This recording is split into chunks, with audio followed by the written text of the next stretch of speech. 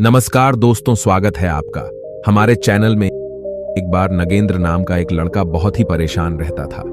वह अपने जीवन में बड़ा आदमी बनना चाहता था, ढेर सारा पैसा कमाना चाहता था, जिसके लिए वह दिन रात काम करता, लेकिन फिर भी वह उतना पैसा वाला नहीं बन पाया जितना बनना चाहता था। इसकी वजह से वह बड़ा परेशान था। फिर एक दिन पता चला कि उनके गांव में गौतम बुद्ध आए। नगेंद्र ने सोचा, क्यों ना बुद्ध से पूछा जाए कि मैं अमीर और पैसे वाला कैसे बन सकता हूं। क्योंकि नगेंद्र ने किसी से सुना था कि गौतम बुद्ध के पास जीवन की हर एक समस्या का समाधान है। इसलिए वह दौड़ते दौड़ते बुद्ध के पास जा पहुंचा और उनके पैरों में गिरकर उन्हें अपनी बातें बताने लगा। गौतम बुद्ध से कहने लगा है, बुद्ध कृपया मुझे बताएं कि मैं अमीर कैसे बन सकता हूं। मुझे जल्दी से जल्दी अमीर बनकर आराम की जिंदगी जीनी है। गौतम बुद्ध नगेंद्र की बात सुनकर मुस्कुराकर बोले, बेटा, अगर तुम सच में अमीर बनना चाहते हो तो मैं तुम्हें एक कहानी सुनाता हूं। उसमें तुम्हें 4 ऐसी बातें पता चलेगी जिन्हें जानकर तुम आसानी से अमीर बन जाओगे। एक गांव में एक बड़ा ही चतुर नाई रहा करता था और एक पंडित जी से उसकी गहरी मित्रता थी। दोनों पूरा दिन साथ साथ रहा करते थे। जजमानों के घरों से उनकी जीविका चलती थी। एक बार ऐसा समय आया कि काफी दिन बीत गए पर किसी जजमान ने उन्हें नहीं बुलाया। अब तो उनके आगे रोजी रोटी का संकट खड़ा हो गया। परिवार को कैसे पाले यह समस्या बनी हुई थी। एक दिन नाई ने पंडित जी से कहा कि अपना धंधा तो चल नहीं रहा, क्यों ना परदेश चले। परदेश में कोई छोटा मोटा कार्य करके धन कमाएंगे। उसके बाद वह दोनों थोड़े से पैसे जो पहले से जमा करके रखे हुए थे उनको लेकर वह दोनों परदेश की ओर जाने लगे। इसके साथ नाई ने अपने औजारों की पेटी रख ली, एक मोटी सी रस्सी, एक दही से भरी मटकी और एक ढोलक और साथ में कुछ सिक्के लेकर चलने लगा। पंडित जी ने पूछा, नाई भाई, आप इतनी सारी चीजों को साथ लेकर क्यों व्यर्थ में भार बढ़ा रहे हैं? दही तो चलो खाने के काम आ जाएगा, परंतु इस रस्सी और ढोलक का क्या करोगे? यह तो व्यर्थ में थकाएगी, इन्हें यही छोड़ दो। नहीं, कहने लगा, महाराज, चीज कोई भी व्यर्थ नहीं होती, बस उसको सही समय पर इस्तेमाल करना आना चाहिए। कई बार हम लोग कुछ चीजों को व्यर्थ समझकर फेंक देते हैं या उनका सही समय पर इस्तेमाल नहीं कर पाते, इसलिए वह हमें व्यर्थ लगती है। पंडित जी ने सोचा, चलो ठीक है, जब भी मनोरंजन करने की इच्छा होगी तब ढोलक बजाकर गा लिया करेंगे। इस प्रकार नाई और पंडित शहर जाने लगे। चलते चलते रास्ते में उन्हें एक सुअर का बच्चा दिखाई दिया। नाई ने उस सुअर के बच्चे को भी पकड़कर अपने थैले में रख लिया।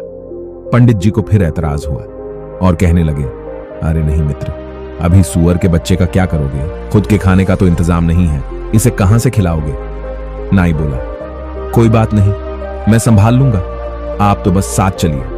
यदि कोई ग्राहक मिल गया तो उसे बेचकर पैसा बना लेंगे। इस प्रकार पंडित जी को समझाकर वह दोनों शहर के नजदीक पहुंच गए। शहर में पहुंचने पर उन्हें पता चला कि यहां का जो राजा है उसके पुराने महल में रात को एक राक्षस आता है जो महल में रहने वाले लोगों को खा जाता है।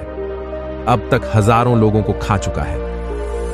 राजा ने पूरे शहर में यह ढिंढोरा पिटवा रखा था कि जो कोई उस महल में ठहर कर राक्षस को मार डालेगा या भगा देगा तो राजा उस बहादुर व्यक्ति के साथ अपनी बेटी का विवाह कर देगा और आधा राजपाट भी दे देगा। राजा की घोषणा सुनकर नाई ने पंडित जी से सलाह ली और बोला, महाराज, जीवन में मरने के अवसर 1-2 बार आते हैं। यदि किसी व्यक्ति ने उन्हें गवा दिया तो वह कभी बड़ा आदमी नहीं बन सकता। आज वही अवसर हमें आवाज देकर बुला रहा है। यदि हम राक्षस को मारने में या भगाने में सफल हो गए तो जीवन भर बैठकर राज करेंगे। नाई की बात सुनकर पंडित जी बोले, अरे मूर्ख, यह अवसर हमें बुला नहीं रहा है, बल्कि हमारी मौत हमें बुला रही है। यदि हम राज्य और राजकुमारी के लालच में आ गए तो राक्षस जरूर हमें खा जाएगा। अक्सर लालच के कारण ही व्यक्ति विपत्ति में पड़ता है। जीव के लालच में मछलियां कांटे में फंसती हैं, दाने के लोभ में पड़कर पक्षी जाल में फंसता है। मौत और विपत्ति हमेशा लालच देकर ही जीवों को फंसाती है। जो बुद्धिमान व्यक्ति होते हैं वह इस तरह के लालच में कभी नहीं पड़ते। कहीं मेहनत मजदूरी करके खा लेंगे, कम से कम जीवन तो सुरक्षित रहेगा। नाई कहने लगा, अरे महाराज, एक बात सुनो, नदी पार वही करते हैं जो उसमें तैरते हैं। डर कर किनारे पर रहने वाला व्यक्ति कभी नदी को पार नहीं कर सकता। सहनशील व्यक्ति बड़े होने का सपना तो देख सकता है पर बड़ा नहीं बन सकता। बड़ा बनने के लिए रिस्क तो उठाना ही पड़ेगा। नाई की बात सुनकर पंडित जी घबरा गए और सोचने लगे, आज यह हमें मरवा कर ही छोड़ेगा। पंडित जी एक बार फिर नाई से बोले, मित्र, राजा के महल में जाना और राक्षस से लड़ना यह हमारी बुद्धिमानी नहीं, मूर्खता है। क्यों? व्यर्थ ही मुसीबत मोल लेना चाहते हो। तुम्हें अपनी जान प्यारी नहीं है क्या? यदि तुम्हें जान प्यारी नहीं है तो कोई बात नहीं, कम से कम मेरे प्राणों की तो चिंता करो। महल में जाना सरासर आत्महत्या करने के समान है। नाई बोला, मित्र, परेशान मत हो, हम जरूर जीतेंगे। जीतने वाले कोई अलग काम नहीं करते, बस वह हर काम को अलग तरीके से करते हैं। गरीबी लाचारी का जीवन जीने से अच्छा है कि मौत से भी लड़कर हमें उन्नति करनी चाहिए। गरीबी का जीवन तो वैसे भी मृत्यु के समान है। हम पूरा जीवन मेहनत करें तो भी इतना नहीं कमा सकते कि राजा बन जाए। थोड़ी सी हिम्मत करके किस्मत आजमाने में क्या जाता है, मरना तो एक न एक दिन है ही। हिम्मत और बुद्धिबल से काम लेने पर कठिन से कठिन काम में भी सफलता पाई जा सकती है। नाई की बात सुनकर पंडित जी का भय दूर नहीं हुआ, फिर भी नाई का साथ छोड़ना उचित नहीं समझा। कहते हैं, जो धन अत्यंत संघर्ष करने पर प्राप्त हो, शत्रु के आगे सर झुकाने से प्राप्त हो, अपमान सहकर प्राप्त हो, जिसमें जान जाने का खतरा हो, धर्म का उल्लंघन करने से प्राप्त हो, उसे धन में मन नहीं लगना चाहिए। अब पंडित जी ने डरते डरते नाई के साथ चलने को हाँ कर दिया, पर हिम्मत साथ नहीं दे रही थी। नाई और पंडित राजा के दरबार में पहुंचे और कहा, महाराज, हम आपके महल से राक्षस को भगाएंगे। उस दिन शाम का भोजन उन दोनों ने राजा के यहां किया। तरह तरह के स्वादिष्ट व्यंजन, ऐसे व्यंजन जो जीवन में पहली बार खा रहे थे। बड़ा आनंद आया। उसके बाद वह दोनों राजा के पुराने महल में चले गए।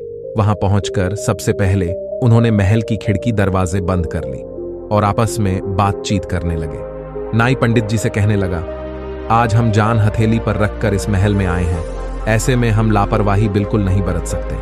विद्वान लोग कहते हैं, मनुष्य को भय से उस समय तक डरना चाहिए जब तक कि वह भय से दूर हो। जब उसका सामना करना पड़ जाए तो फिर बिना डरे बेधड़क होकर उससे भिड़ जाना चाहिए। इसी में उसकी भलाई है। एक काम करो, आधी रात तक जागकर मैं पहरा देता हूं, तब तक तुम आराम से सो जाओ। आधी रात के बाद तुम जागना और मैं सोऊंगा।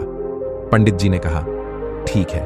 उसके बाद पंडित जी सो गए और बेचारा नाई जाकर राक्षस के आने का इंतजार करने लगा। इधर जब राक्षस के आने का समय हुआ तब वह महल के दरवाजे बंद देखकर दरवाजा खटखटाना लगा। कहने लगा, मेरे महल में आज मुझसे पहले कौन घुसकर सो गया है? द्वार खोल दो, वरना मैं द्वारा तोड़ दूंगा।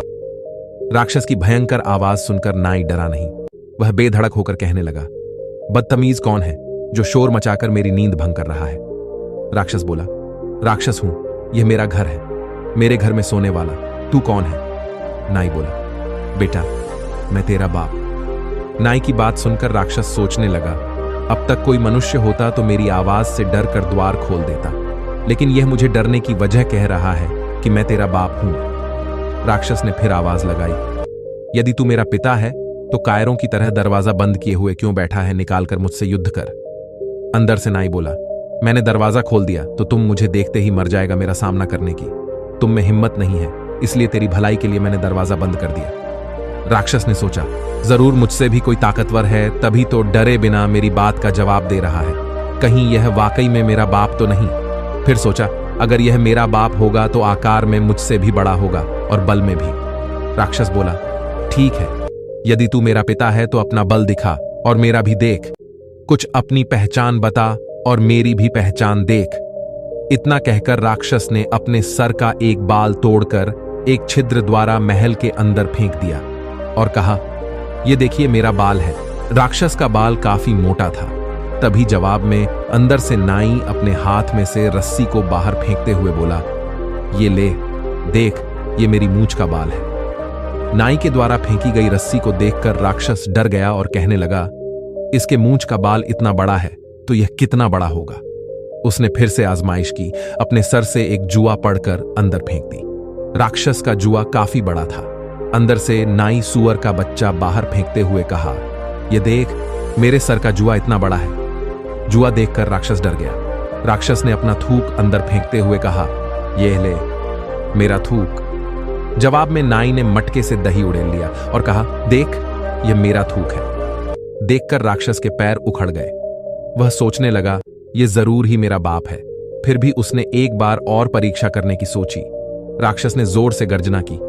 उधर जवाब में नाई ने अपनी ढोलक को पीटना शुरू कर दिया। ढोलक की आवाज को गर्जना समझकर रक्षा का मल मूत्र छूट गया। वह समझ चुका था अंदर मुझे भी बड़ा राक्षस है। नाई ने कहा, पागल पूरी रात परीक्षा करता रहेगा या आमना सामना भी करेगा? ले, मैं दरवाजा खोलता हूं, तू मेरा दर्शन भी कर ले। इतना कहकर नई दरवाजे के ऊपर छुपकर बैठ गया और पंडित जी से दरवाजा खोलने के लिए कहा। डरते डरते पंडित जी ने दरवाजा खोल दिया। राक्षस भी डरता हुआ धीरे धीरे अंदर गया तो नाई ने अपने उस तरह से राक्षस की नाक काट दी और राक्षस नाक पड़कर रोता हुआ चिल्लाता हुआ वहां से भाग खड़ा हुआ और बोला, अब मैं यहां कभी नहीं आऊंगा, ये महल तुम ही रख लो। नाई बोला, खबरदार आना भी मत, अगर आया तो अगली बार तुझे जिंदा नहीं छोड़ूंगा। इस तरह सदा सदा के लिए वह राक्षस महल को छोड़कर चला गया। शर्त के अनुसार नई आधे राज्य का मालिक बन गया और राजा की बेटी से उसका विवाह हो गया। उसने अपने मित्र पंडित को अपना मंत्री बना लिया। राजा के रूप में नाई अपने मंत्री पंडित से कहता है कि 4 बातों को सदैव ध्यान रखना, तू कभी गरीब नहीं रहेगा। पहली बात, अवसर को पहचानना चाहिए, उसे पकड़ने का प्रयास करना चाहिए और जो उसके पास है उसे व्यर्थ की चीज न समझकर सही समय पर इस्तेमाल में लेना चाहिए। दूसरी बात, हिम्मत के साथ बुद्धिबल से काम लेना चाहिए। बिना बुद्धिबल की सहायता से शूरवीर भी हार जाते हैं। बुद्धि से मनुष्य छोटा होकर भी बड़े से बड़े को पराजित कर सकता है। तीसरा बात, सदैव सोच बड़ी रखो, छोटा सोचने वाला कभी बड़ा नहीं बन सकता। कहते हैं जब सोच बड़ी होगी तो व्यक्ति बड़ा कदम उठाता है। चौथी बात, अमीर बनने के मार्ग में यह 5 चीज बाधाएं बनती हैं। 1 लापरवाही, 2 बीमारी, 3 संतोष, 4 बुजदिली, 5 अपनी जन्मभूमि से प्यार। उसके बाद बुद्ध ने नगेंद्र से कहा, यदि इन बातों को तुमने ठीक से समझ लिया तो जीवन में कभी भी गरीबी का मुंह नहीं देखना पड़ेगा। आप धीरे धीरे धनवान बनते चले जाओगे। बुद्ध की सारी बातें नागेंद्र के समझ में आ गईं। उसके बाद नगेंद्र ने अपने जीवन में उन्हें 4 बातों को अपनाया और वह धीरे धीरे अमीर बनता चला गया। दोस्तों, अगर आप भी अमीर बनना चाहते हैं, बस इन 4 बातों को गांठ बांध लीजिए, उसके बाद आपको अमीर होने से कोई नहीं रोक सकता। दोस्तों, इस वीडियो में बस इतना ही। अगर आपको वीडियो अच्छी लगी हो तो आप हमारी मेहनत के लिए चैनल को सब्सक्राइब कर लीजिए। धन्यवाद। नमो बुद्धाय।